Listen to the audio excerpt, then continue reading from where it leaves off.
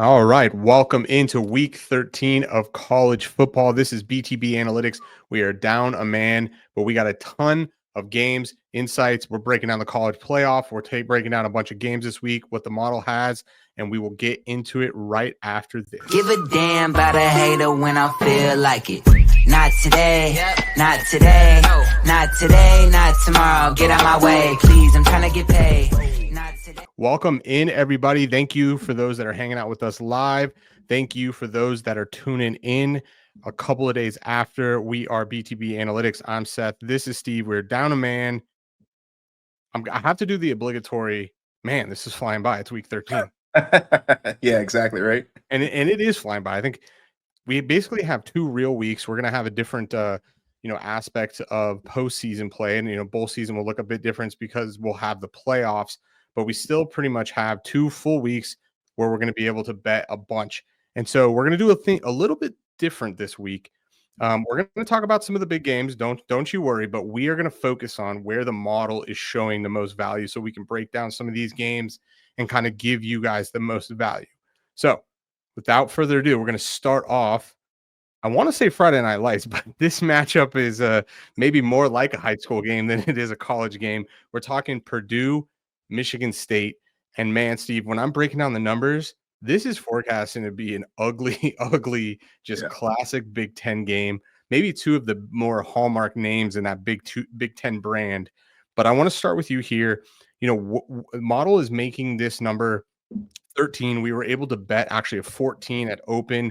We make this number 11. The model really likes Purdue, which is ugly, but kind of give me some of your thoughts. Give me some of the angles here that you think the model is identifying. Oh, yeah, no, I mean, this is going to be the toilet bowl game of the week, man. And when we talk about this, for everyone who may be new here or who's been watching us for a little while, the one thing you will constantly hear us say is, 1, we're all about transparency about this process. And 2, we're never going to BS you. And this is how you know we're not BSing you, because this game is not at all going to be pretty. I guarantee you no tout is going to be talking about this game because it's not sexy. But this is what sports betting looks like when you're trying to do it full time. Value is value. But again, buckle up because it's not going to be pretty. I got to be honest, Seth. I can kind of do a little bit of mental gymnastics, but this one scares me. I mean, Purdue, let's just get it out the way. 1-9 record right now, 2-8 against the spread. But what gives me a little bit of hope, right? I mean, both of these teams, if you look at just this season's, efficiency stats from an EPA standpoint, and again, the definitions, if you guys aren't familiar with EPA, is in the description below. But both of these teams are bad at running and throwing the ball, but Michigan State is just less bad than Purdue is, right? Yeah. So looking at just kind of like this 12 games, or I guess 11 game sample size, Purdue coming in negative 0.21 on the EPA per pass and negative 0.12 per run. Michigan State negative 0.02 on the pass, negative 0.09 on the run. So again, both bad, but Michigan State's less bad. What I find interesting, though, is Purdue is actually a higher ranked offensive power rating. If you look at PFF grades, they're ranked 23rd. Michigan State's ranked 79th. And so here's kind of my mental gymnastics, right? So Purdue has lost 8 straight games, and they've gotten blown out in a lot of them by the big dogs, right? Penn State, they lost by 39. Ohio State, they lost by 45. Oregon, they lost by 35. Ohio State lost by 45, Oregon by 35, Notre Dame by 59.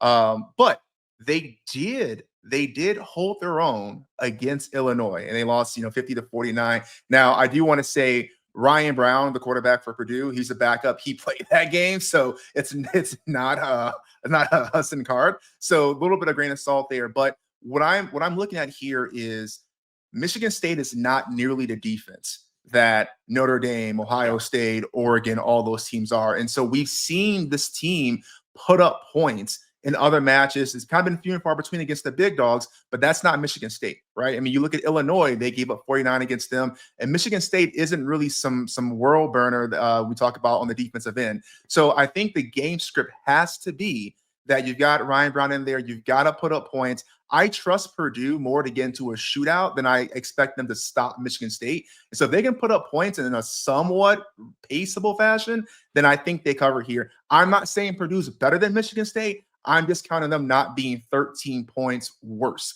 than Michigan State here. Yeah, that and cats on horse just said it right. 13.5 minus 105. Make every moment more over there at FanDuel.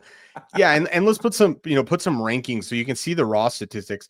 Purdue 123rd best passing offense, 66th best rushing offense. Michigan State 81st best passing offense, 115th rushing offense. But on defense, these teams are horrible. Michigan State basically 112th best defense, Purdue 134th. But basically what I think the model is picking up here is both of these defense struggle, both of these offenses struggle, but neither of them are really paying off drives. We're looking at the 130th points per Eckel for Michigan State and 129th for Purdue. These are some of the worst teams in college football in finishing drives. And if you're not finishing drives, it's going to be really difficult to cover a 14-point spread. So this to me is really going to be a shootout. I just don't see I just don't see how these defenses can do anything. But the problem is these offenses aren't that potent. So maybe it's a Big Ten shootout, maybe like a 12-9 game or something like this. But I won't be surprised if this gets in the 20s or 30s, just because if you look back to that game that Purdue had success, that game went into the 30s. So, I mean, that was kind of the way that Purdue was going to win that game. So I think that's what the model's picking up here. This is going to be an ugly game. I really, I don't know. I'll watch, but man, it's going to be an ugly one. And I think the model, we'll see what the market's doing. It's been kind of early buying and selling. Low is 13, back up to 13.5. Like I said, I think we have a 14, but we still like it at 13.5. And as someone in the chat said, you can get it over at FanDuel for minus 105, which is some pretty good value. Even gives you a little bit of a bump. All right, Steve, let's take it. We're going to stay in the Big Ten, but we're going to go over to Iowa versus Maryland in another Big Ten kind of matchup, a little bit more of a potent offense, which I don't think was on my bingo card when we're talking about Iowa, but that's who they have been. Now, this game is going to be a little interesting. Iowa has some question marks at quarterback on who's going to be starting. Their backup that was backing up McNamara, he's now out for the season, bum ankle. But now Ferentz comes out today and says, well, I'm actually not sure if McNamara is the guy. He is back at practice. He's cleared concussion protocol, but I'm not sure if he's actually going to be going or not. So we might get the third string backup here for Iowa, which is a bit concerning. But this Iowa team is different than teams past, specifically on offense. We're talking about the 88th passing offense for Iowa, 42nd best rushing offense. Meanwhile, Maryland's 71st passing, 111th rushing offense. So, Steve, tell me what you think the model is picking up here. We do show a lot of value there at the 6 and the 6.5. If we can bring up, I forget what we actually make the number. We make the number 10 is where we made it. Okay, 10. Iowa. Okay, so it's moving through that key. We're getting basically through two key numbers. We're getting through the 7 and we're getting it to that key number of 10, which is where the model is really picking up a ton of value. So 6.5's on the table. But tell me why you think the model is liking this play, Steve. Yeah. And I can say real quick, shout out Kev. He's watching us from across the pond. So thanks for tuning in, Kev. We appreciate you. We will be talking shit about you all podcasts, because you can't defend yourself.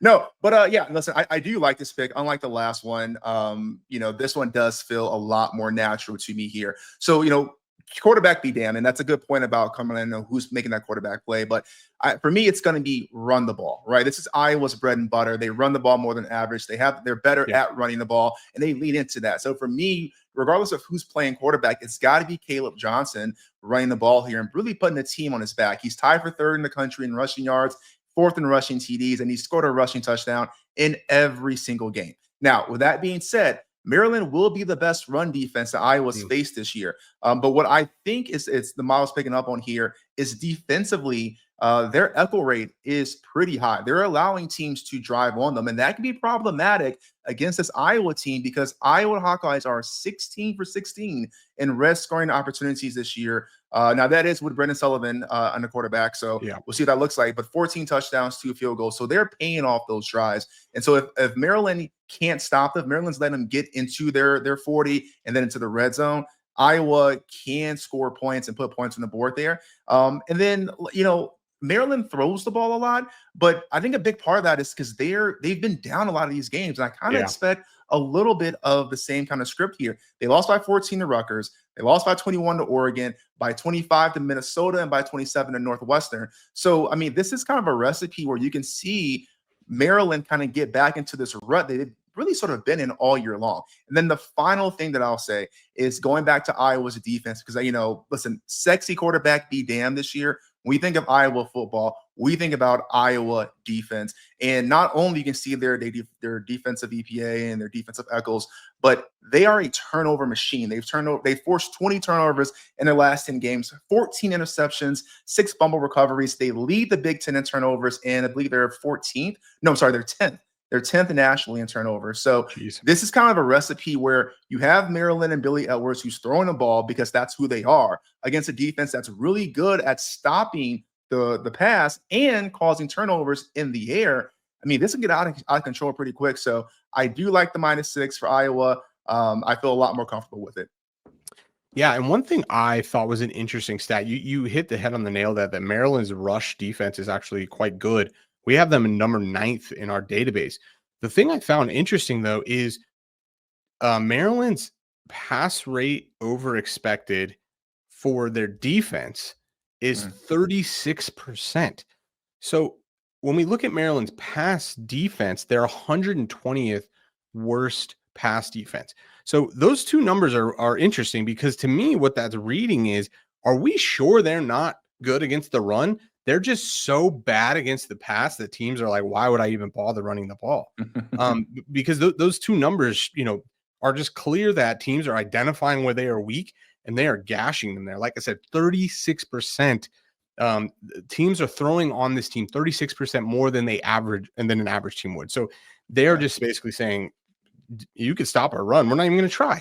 So to your point there, this will be an interesting test. So if McNamara can't, come out and slang the ball, even though I think that this is maybe the perfect game to get back and try to get right, will Iowa actually be able to run the ball here? Because maybe these numbers are a little bit misleading there for Maryland. So again, I like the model here. 6 is what we got. 6.5 we would still take. I think based off where the market's at right now, it really hasn't moved one way or the other, basically sitting at 6.5. So if you're wanting to tail this, I think you want to get it before you move through the 7. That's going to be where you're going to lose a lot of the expected value. All right. Anything else in this game, Steve? No, I mean, I just want to point out too, again, if you're watching this either tonight or when we kind of repost this, like Seth said, that's 7. We talk about being the key number. If you want to tell this, you got to get it in, because you do drop a lot of that value. And I mean, I'd have to put you on the spot, Seth, but I think it's, well, no, actually, I do know, because it's 3.05. We could pull the graphic back up real quick. I mean, a 3% edge at 6.5 or 6, where we have, and we make the number 10. At 7, you can see there we have 3.05% expected value. Once you hit 7, that's gonna drop. The 7.5, that's gonna plummet. Yeah. So get it while you can. That's all. Yep, exactly. And one other stat I thought was interesting: defensive echo rate over expected. Iowa's number 2, so they are not allowing teams to drive very well. And then once teams do get to the 40 or better, they're allowing the 14th least amount of points. So this is a really good Iowa defense, which again is on brand. When we look at Maryland, 76th best echo rate, so not very good. We can call that middle of the pack. But then when we look at points per echo, they are letting teams finish the drives, 100th in points per echo. So again, another data point of why we think Iowa will have success offensively and, quite frankly, probably defensively, which you highlighted. Yep. All right. Cool. Well, I didn't realize this until now, but staying in the Big Ten. Let's go. Staying in the Big Ten. Yeah, we're on Big Ten bets this week. Nebraska. I mean, someone's got to be the conference of champions now that the Pac-12 is done, right? That is true. That is true. Did Big Ten absorb that because they got most of the? I guess they got the 4 of the better teams. Nebraska versus Wisconsin. This is an interesting one. These teams, when you start to break them down, are very, very similar.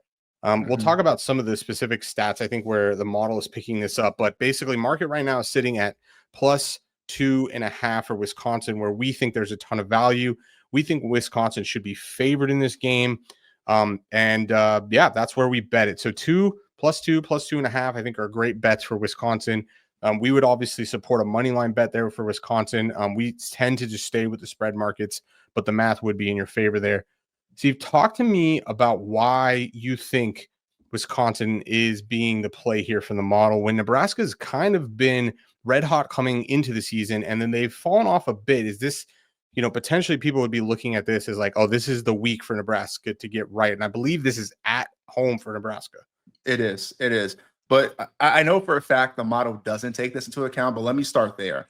Wisconsin owns Nebraska. All right. Wisconsin's won 10 straight against Nebraska and has 11-1 against them since Nebraska joined the Big Ten. The last time that Nebraska beat Wisconsin, I think it was like 1988 or something. It has been a high outside of my lifetime, right? So, I mean, this is kind of one of those things where this is just a series that Wisconsin owns. Now, you did say, kind of point this out.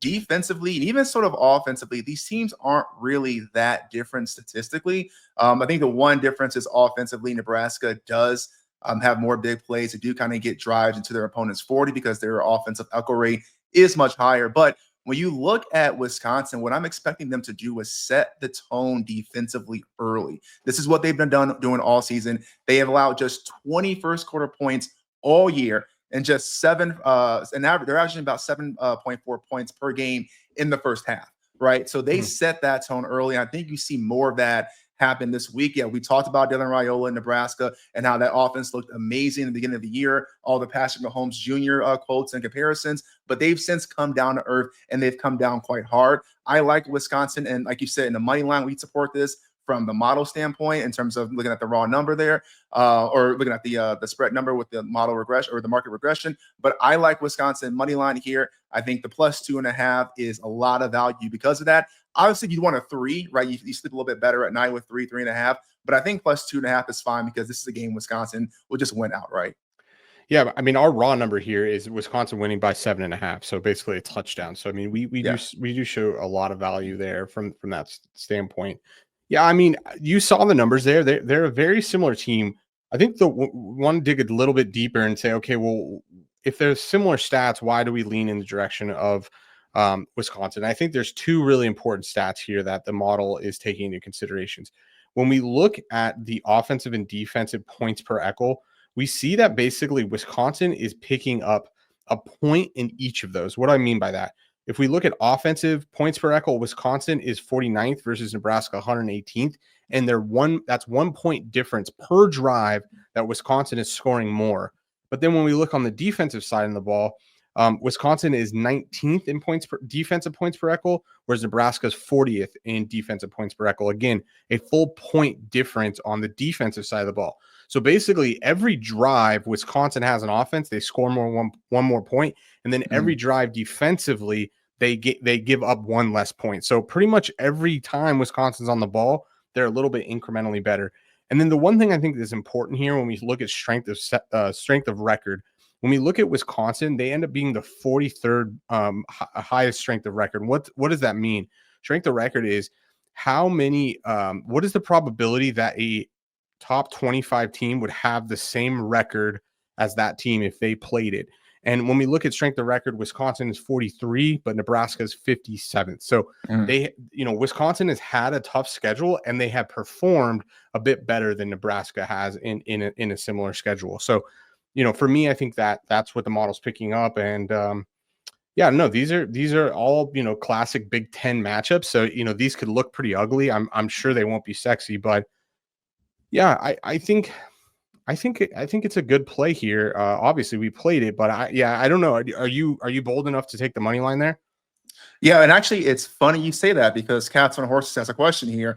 They're thinking about the same thing. +2.5 at -105, or take +110 money line. Now, this is a great example, and actually, I can show you here.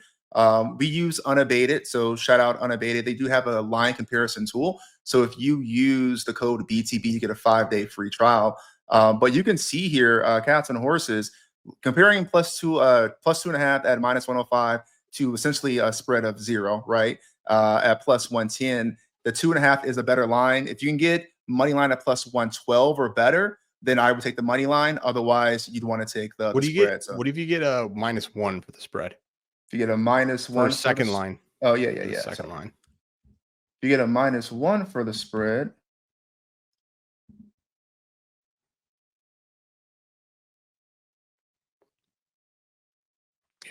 Yeah, you need a +122, and that's a great call out, right? So not just Yeah. a 0, but yeah. Yeah, because you So need to you win would, it.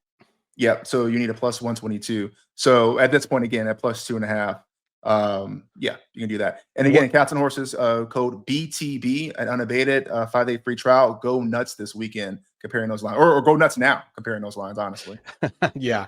What was the number he said he could get for money line? plus Plus two and a 110? half.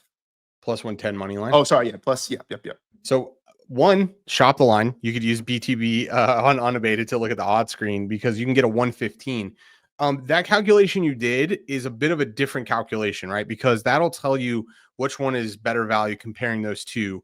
But I think the question he's asking is basically which one has more expected value, basically greater edge. And technically speaking, I'm gonna have to spitball a bit. So the value framework that we have, which is basically how much should you value each point, and not all points are valued equally, especially through key numbers and where you're going. And so since you've already crossed the 3, your money line is probably going to end up being actually a better value bet. But again, you're going to have to bet many more bets in order to realize this because you're not going to win at the same rate. So take that for what it's worth.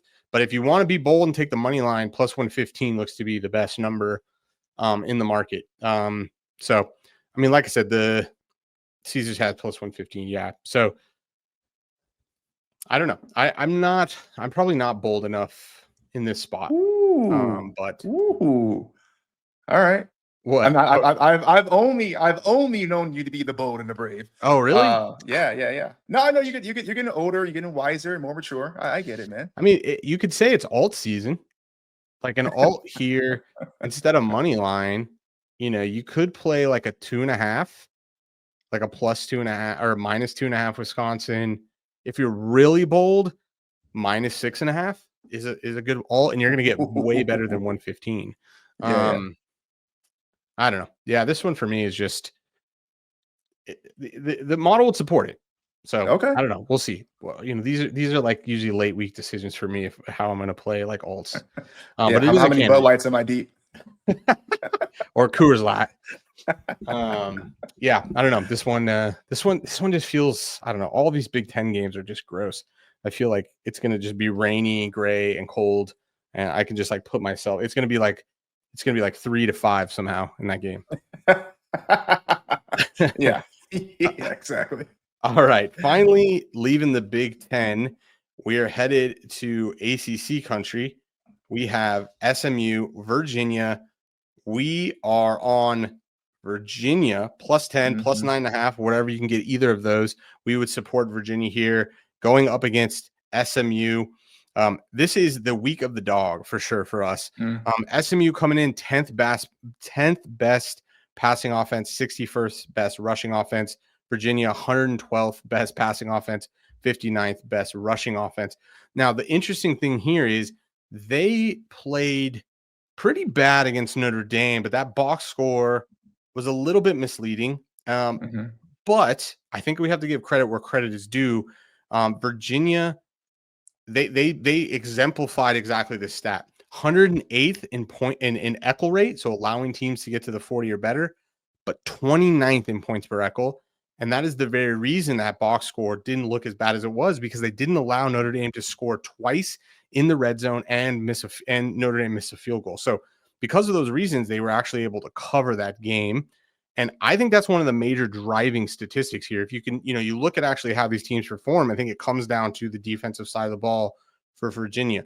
But you give me your kind of breakdown. Where do you think the success lies here for Virginia? Can they even, stay in the ballpark here with SMU and that high-powered offense? Yeah, I mean, this one is absolutely disgusting to me. This is the classic one where if we weren't betting with the model, I would be on SMU all day. But again, taking a step back and trying to think about it a little more rationally, I guess I can do the mental gymnastics getting here, but it's a lot here. So, like you mentioned, SMU has the more efficient pass offense, the more efficient pass and rush defense, and but Virginia did upset Pitt when they were ranked 23rd, right? That's the game where Pitt lost Eli Holstein in the third quarter, so you have that backup quarterback scenario coming in. How effective was Pitt's offense that game? Sure. But then you take a step back, you look at Virginia's losses, right? Like you mentioned, 21 by Notre Dame, but the box score was pretty misleading, by 27 to North Carolina and by 17 to Clemson. What I'm concerned about is Virginia's offense, right? I just don't know if I trust Anthony Colandrea to get the job done here if Virginia gets down by a couple of scores. Because SMU, sure, yeah, you can potentially throw on SMU, but Colandrea is 94th in passing efficiency in the country. Kevin Jennings for SMU is 15th, right? So if this game is going to have any chance of covering, it's going to have to be Virginia's defense, like you mentioned, not letting SMU get into the end zone, keeping those touchdowns to field goals and maybe field goals to no points scored at all, because that's the only way that this Virginia team keeps up. I don't trust them to kind of get into any form of a shootout with SMU. And I think the one thing that also scares me is rushing defense is SMU's strength. And Virginia's running back, Kobe Pace, he's averaging 47 yards per game. That ranks him 151st in the nation. That's just not at all going to cut it. So it's got to be Virginia's defense. It's got to be a low-scoring game, relative for SMU. Yeah. And the one thing that does give me hope here, and I'm grasping at straws, all right? Virginia is battle-tested, right? They have the 35th hardest strength of schedule so far this season, and they're 6-3-1 against the spread, 3-1 against the spread as underdogs. So if I'm just grasping here of can this team do this? Have they done it before? Sure, they have. And so I will be watching with clenched butt cheeks for sure. Yeah, and one other thing to add here, we know this team wants to cover. We know that they are into moral victories. So, the back door is wide open here. So, we saw them at the end of that Notre Dame game with like 21, 22 seconds left, call a timeout with the intent that we are going to score this touchdown. And so to me, can we see some of that attitude in this SMU game? Again, they play with the big dogs. SMU is not going to be good as Notre Dame, period, point blank. Yeah. And so are they gaining confidence here week in and week out? Obviously, they played with Purdue. They went up, a huge step up in class with going up against Notre Dame. They were able to kind of score on that last drive, get a little bit of confidence. SMU is a more manageable team here. And I'm trying to remember what we actually make this game. It's not like a game where I think we make it like 9 or something. Yeah, 8. So yeah, it's gonna be tight.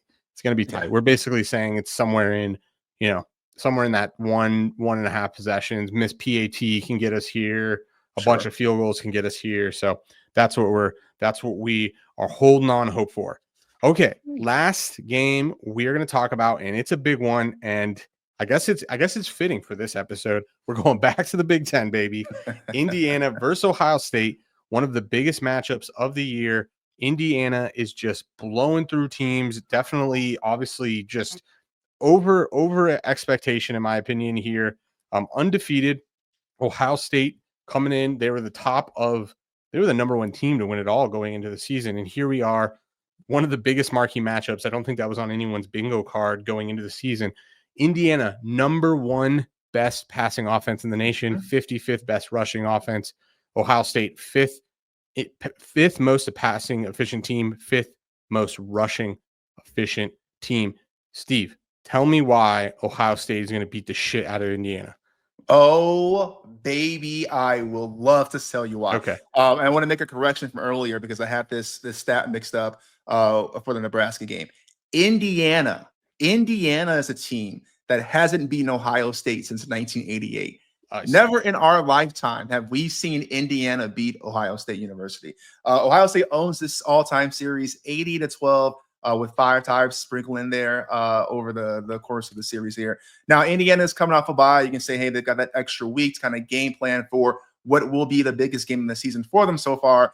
And here's the problem, though, Seth. I want to see Curtis Rowe throw a damn ball, right? I want to see him throw it. Indiana's good at throwing the ball, like you mentioned. Not only are they efficient at it, they will do it, and they will do it more than an average team because they're so good at it. But here's the problem. Ohio State is going to be the best passing defense in the Big Ten, near the top nationally. And so this is going to be the toughest test that Rourke has gotten so far. Now, if you compare him and Will Howard from Ohio State, these two quarterbacks are pretty similar. On the season, Rourke has been 171 for 238 for 2,400-ish yards, 21 touchdowns, and 4 interceptions. Will Howard, 186 for 255, 2,480 yards, 24 touchdowns, and 5 picks. So you have pretty comparable quarterback play here. The difference, though, is Ohio State is also really good at running the ball, right? So you've got Travion Henderson and Quishon Judkins. Like, they can run the ball there.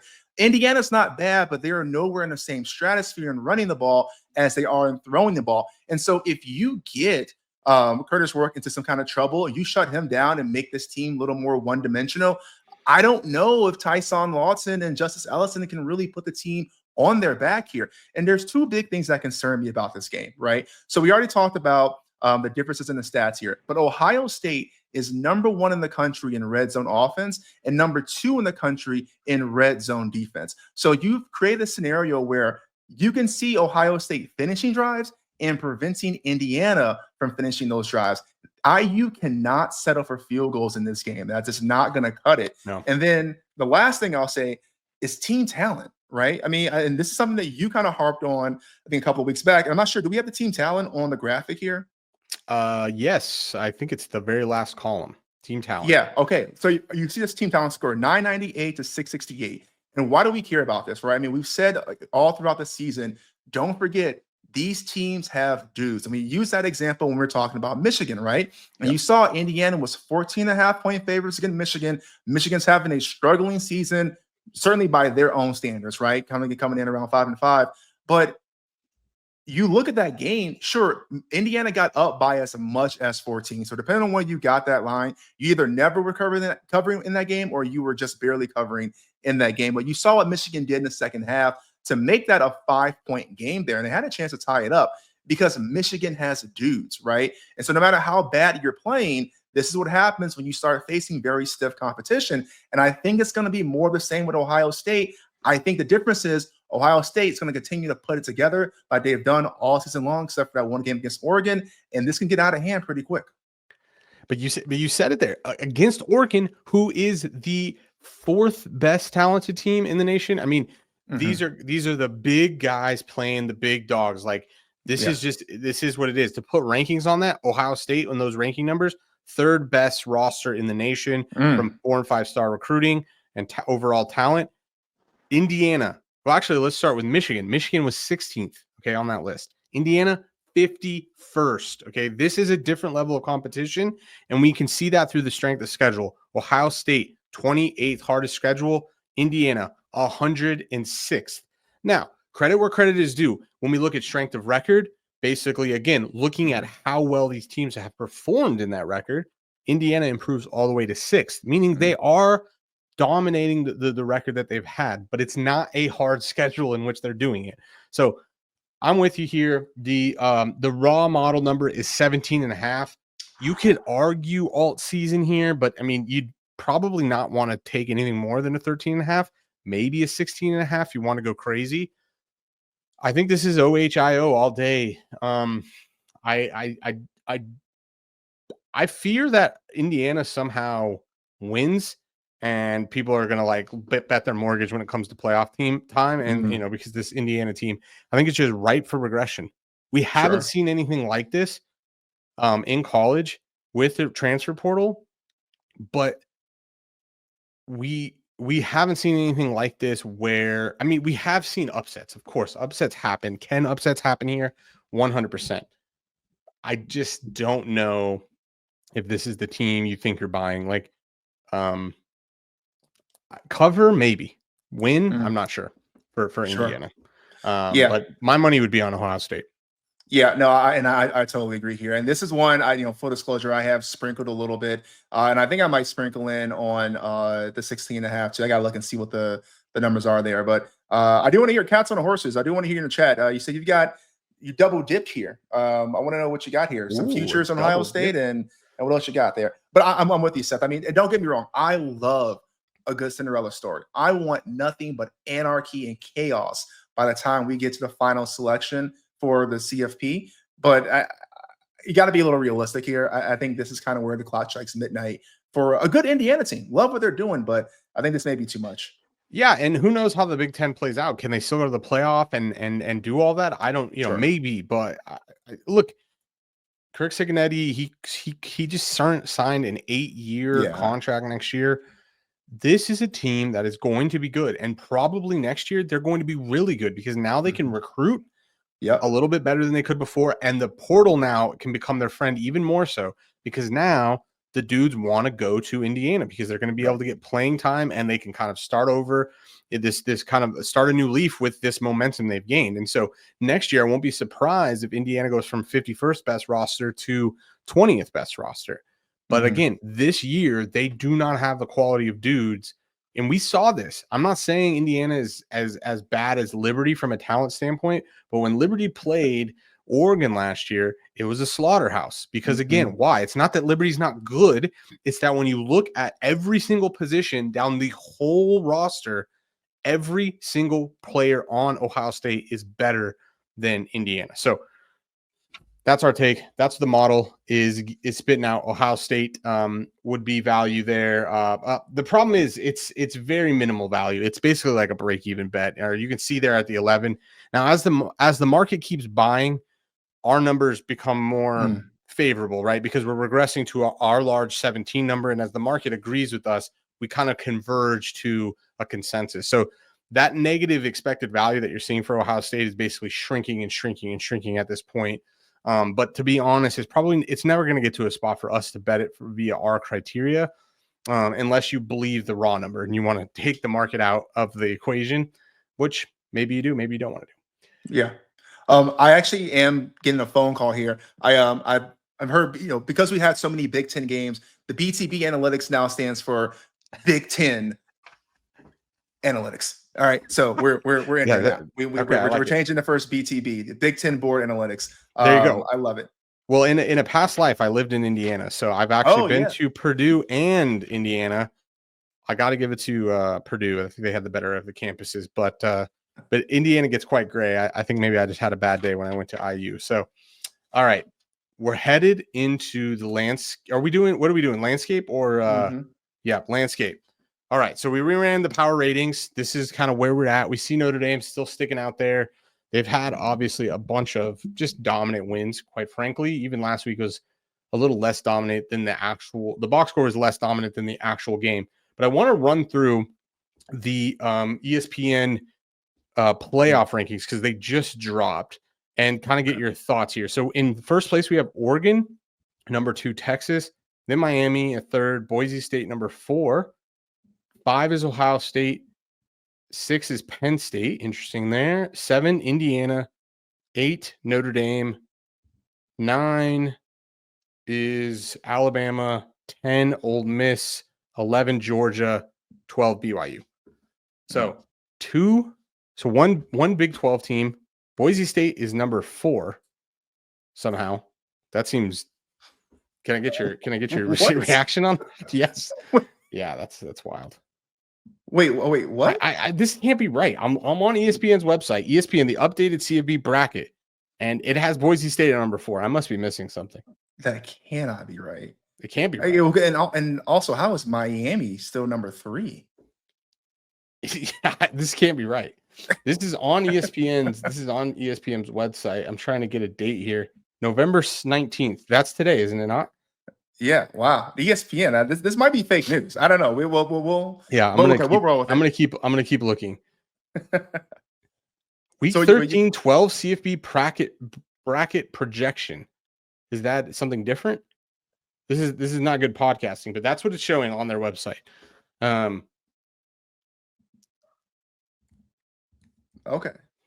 Yeah, I mean, I can give you my visceral reaction to that. That's please do. That's pretty freaking wild. I don't see how that sticks. But I will say though, I am. There is a scenario that I do want to talk about, and it's not necessarily through what the playoff picture looks like, but I do have a question for you about the conference champions, because there's a kind of a wild thing that I saw, and I want to get your opinion on this before I kind of go off the deep end with this. Okay. So you want to do that now? Or do you want to go and do the ranking stuff first? Let's do yours. I can't find a reliable thing. There's no way Boise State is number 4. ESPN smoking crack. Yeah. All right. Can we get the landscape back up here then? All right. This is what I want to talk about. All right. Army. Okay. Army Yep. football. Right. Yep. So ESPN Bet has Army at plus 225 to win the AAC. All right. And it's kind of hard to see on the graph here, but Army's in that top right quadrant of elite, above BYU. Yeah, thank you. Right above BYU. And then you have Tulane. Tulane's on the top right quadrant. If you can find Clemson and Miami, they're in between them, right below Boise State here. Okay. Yeah. So why do I bring this up? So Army and Tulane they've already clinched the AAC game, right? They're already going to the championship game. No ifs, ands, or buts about it. Those are your two teams playing for the AAC conference championship. Now, Army has to play Notre Dame this week. They have to play UTSA on the 30th. You have the AAC championship game, which again, we just discussed will be Tulane on December 6th. And then you have the Army Navy game on December 14th. Okay. Why is that important? I believe Army is the better team than Tulane. And that's kind of where this discussion comes into. So essentially, you're asking yourself, at plus 220 odds, would you take Army money line over Tulane? Because that's the scenario for Army to beat or to become the AAC champion, right? Because no matter what, they're both going to the game.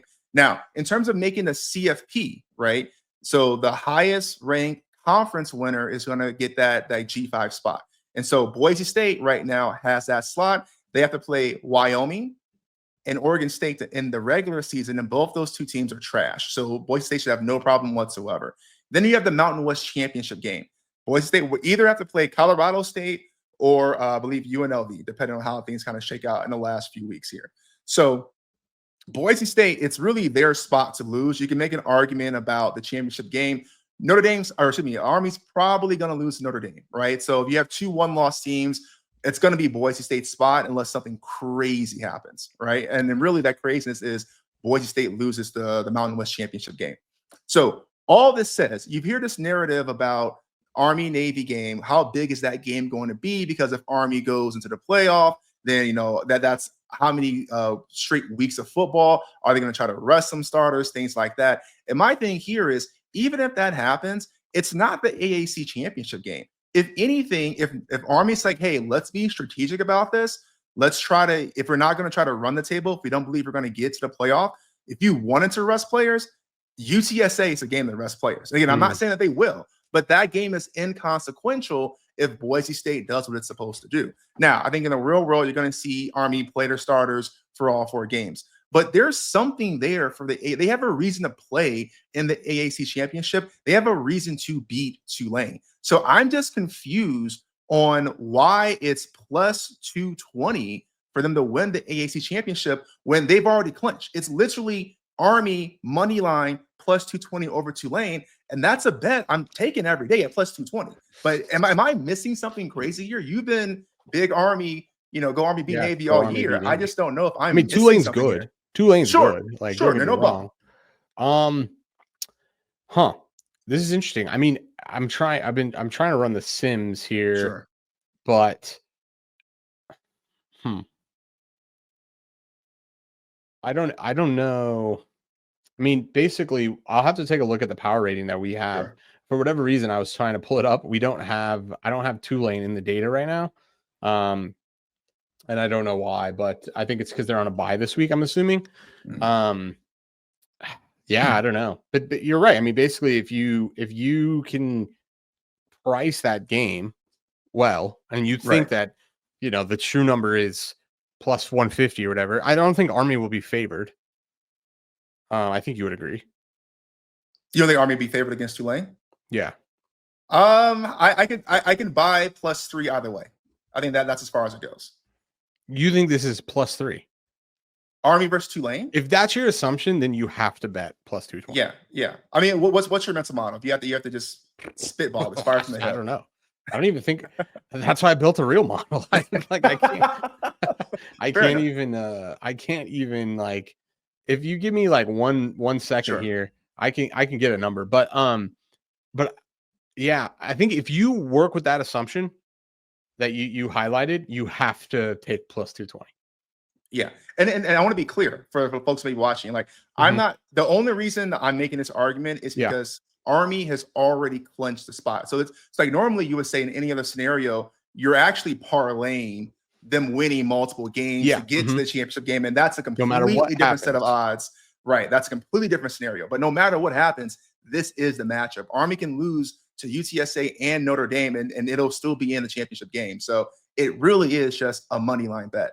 8.23. There you go. So you made the game favored by 8 points. So man, and that's why you have a model, but yeah. This is using thousands of observations. It's 3, but either way, yeah. I mean, you asked the number. Now, again, I don't think a +8 dog, and this is when shout out unabated. We can go. I mean, look, there's got to be an archetype of a team that's favored by 8 this week. I'm just searching. Pittsburgh Louisville is 8. So I'm going to just flip on over to the money line and look that game up. That money line is +255. Oh, so all right. Here's what I'm gonna do. I'm gonna take in my mental model. I'm gonna say that 8 number is a raw number. The market's gonna be a lot lower. We have to regress that line. The true number is gonna be like 5.5, and then 220 becomes a steal. We'll see. So that's a power rating. So that's on a neutral field, which in this case it will. I think actually. Is it a neutral field? I think the AAC is one of the few where they actually play the number 1 team. So it'd actually be in Tulane. So you have to add a little bit more for home field advantage to that. It's in Spectrum Stadium in Orlando, Florida. Per the Googles. Okay. Yeah. I don't think it's the bet you think it is. Okay. No. This is why we do this exercise. Yeah, no. Don't jump. All right. Maybe I do have something to look for. I mean, I'll run the simulations right now. Unfortunately, it won't have a it doesn't have last week's stuff in it. But this will give us an idea. Okay. Sorry, go ahead. I'll say why you had that. Eric got the top 12 for us. Yeah, me too. Oregon 1, Ohio State 2, Texas 3, Penn State 4, Indiana 5, Notre Dame 6, Alabama 7, Miami 8, Mississippi 9, Georgia 10. So Georgia's back in. Tennessee 11. Interesting. And now Boise at 12. But this is so frustrating because they're literally not telling us anything. I mean, they're basically saying they're lying. They're lying. This is not true. So they have 3 Big Ten teams in the top 4. Not possible by their own rules. Right. So that makes no sense. Notre Dame's at 6. That's very improbable because, again, it's more than likely seeds 5 and 6 are going to be the runner-up of the SEC in the Big Ten. So where does Notre Dame go? You have Georgia, Tennessee. So how many SEC schools? They have Tennessee, Georgia, Ole Miss, Alabama, Texas. And then Big Ten, they have Oregon, Ohio State, Penn State, Indiana. There you go. So 4 versus 5. So 9 of the seeds are Big Ten and SEC. They should just get rid of everything else and just make SEC, Ohio State, or SEC Big Ten playoffs, right? Yeah. What's your visceral reaction? Yeah, I will be. You're right there, and I want to take some more time to kind of look at this because you're right. I mean, as we get into next week, there is going to be some sort of more concrete prediction and kind of scenario you can cast out to really try to take advantage of some potential matchups. Right, you're still making assumptions here, but you're right. I mean, some of these teams are going to dramatically slide down and slide up just by the CFP's rules. So I would be very shocked to see Tennessee, quite honestly, make it. I mean, we're having this conversation about will a 2-loss Georgia team get into the CFP playoff and given their strength of schedule and where they're at. Now, obviously, they mollywopped Tennessee there, so that definitely helps their case. But I just don't know how you make that argument and then keep other teams out who, from what we've seen so far, has had a, quote, better resume from a win-loss standpoint for the committee. But I will say this, we got to get Notre Dame in the conference. I'm tired of Notre Dame getting a pass every freaking year because they're independent. They've joined the AAC for basketball, put them in a conference for football, be done with it, make them play a conference championship game, and make them earn it like the rest of us. So that's my soapbox. Okay. Yeah, I mean, I basically, my opinion on these is that they're lies. They're not true. Like they're not even helpful, because their first 4 teams have 3 Big Ten teams, which won't happen. So then you have to shift all those other teams outside of the 4, which means that some teams are going to get shifted out and up, and it just and the interesting thing here is the seeds matter. The seeds matter, because the interesting thing about 5 and 6 is you get to play a shit team on the road, but then in the second round you get a playoff game at home in the second round, and you get to go play a shittier team on the road first, and then you get to come home later in the playoffs. So like 5 and 6 are really interesting spots. Yeah, I don't know, but it's clear that they like the SEC and they like the Big Ten. So if you're a fan of those teams, this is the playoff for you. This is the playoff for you. Okay, Army, 31.2% chance to make to win the conference. So I'm trying to convert this to odds, but I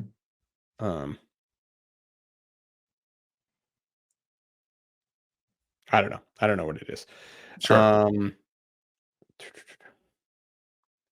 1 to 2.2. So literally literally exactly plus 220. Let's go. All right. So plus 225 is plus EV. Shout out ESPN Bet. Yes. 225 is like 0.03 percentage for you. Yeah. Okay. All right. Well, I mean, I think that's a good segue to off the numbers. Unless you have any other final thoughts on this one. Nope. No. So basically, long story short, it's price competitively. Okay. Well, there you go. All right. You want to kick off the numbers? All right. Let's do it. Okay. Off the numbers. It's starting to heat up. Steve, I think you're making a comeback. Remember, wrong sport. No. Oh, wrong sport. Okay. Never mind. It was a dream I had once. Yeah, we can pull the card. Eric, you want to show the card here so the people know. So anyways, off the numbers, this is basically our in-house kind of competition where we are trying to use any information we want other than what our model is picking. Now, you can still use the model to kind of help you. And Steve, I would recommend you do start doing that. But these are supposed to be your kind of like own kind of handicapping. So far, Kevin, 5 and 3. I am also 5 and 3, and I guess Steve is a little bit behind there with 2 and 6. Okay, so this week Kevin's off the numbers is over 58. TCU, Arizona. I didn't get a chance to speak with him about his logic, but I'm assuming it goes something like both these defenses suck, both these offenses are just going to shoot each other out, and bam, you got an over.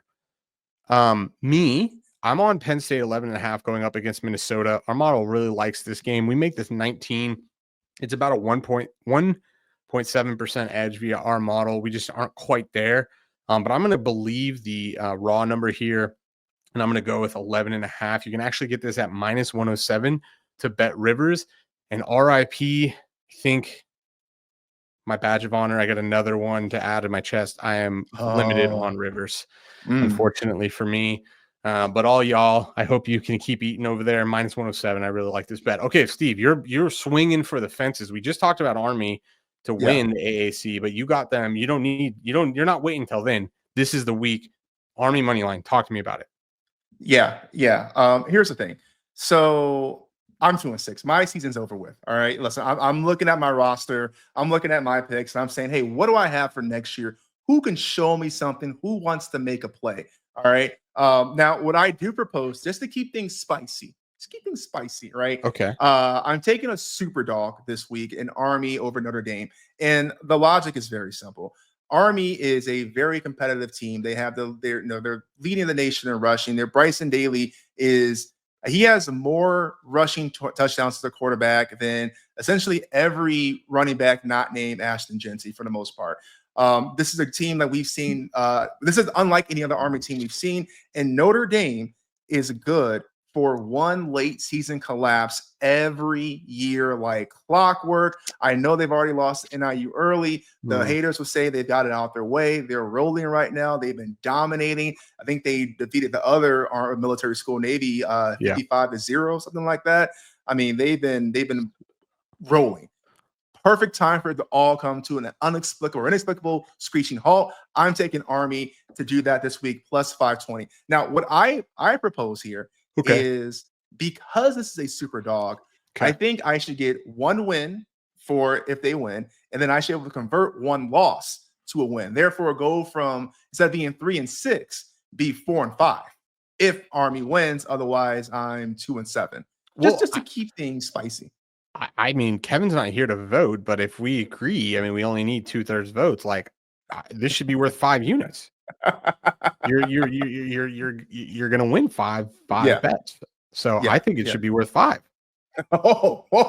This is the season then.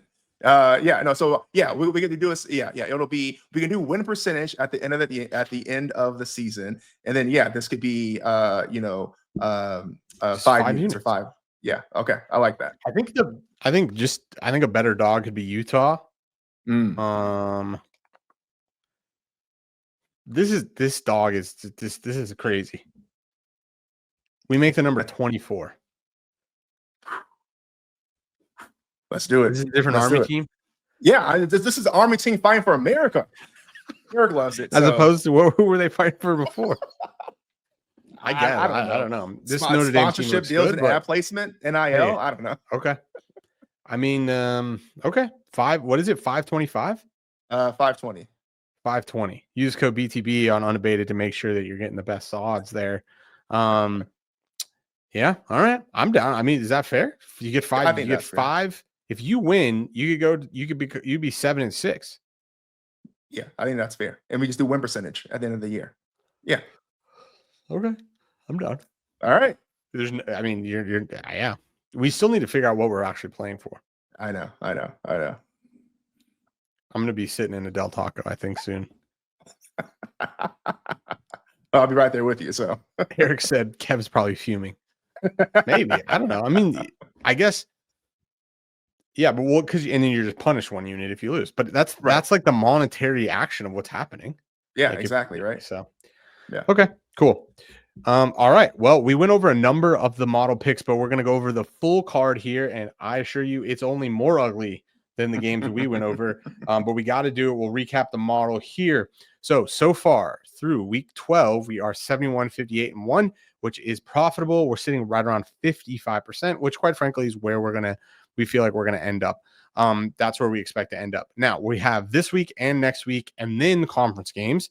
And then we'll probably have some action, I would imagine, on the playoff games. But as you guys know, way less volume come playoffs time. So I would project us probably around another 20 to 35 bets, I would say, is where we're headed. So without further ado, week 13 model plays. We are on NC State plus 9.5. We are over then Friday Night Lights, Purdue plus 14. UVA, Virginia plus 10 versus SMU, Troy plus 11.5, Wisconsin plus 2.5, and Iowa minus 6. So if that is what we are playing for week 13, it is ugly. There may be some later plays that we end up sending out. There's a couple that are moving in our direction that we'll continue to evaluate. Hint, hint, Northwestern versus Virginia or versus Michigan might be a play there at the 10.5. But we'll have to evaluate some of these plays. But all right, Steve, that's it for week 13. Anything else you want to cover or tell the beautiful people? No, I just want to say thank you, everyone, for joining us today and having some laughs, learning some things about betting, and getting some good picks in. If you like this, please like the video. Please subscribe. That lets us know to continue doing this more so we can be back every single week, giving you that value that you can't find anywhere else. And as always, good luck. Yep. Couldn't have said it better myself. Thank you so much for hanging out with us. This is BTB. This was week 13, and we will be back next week. All right, guys. Take care.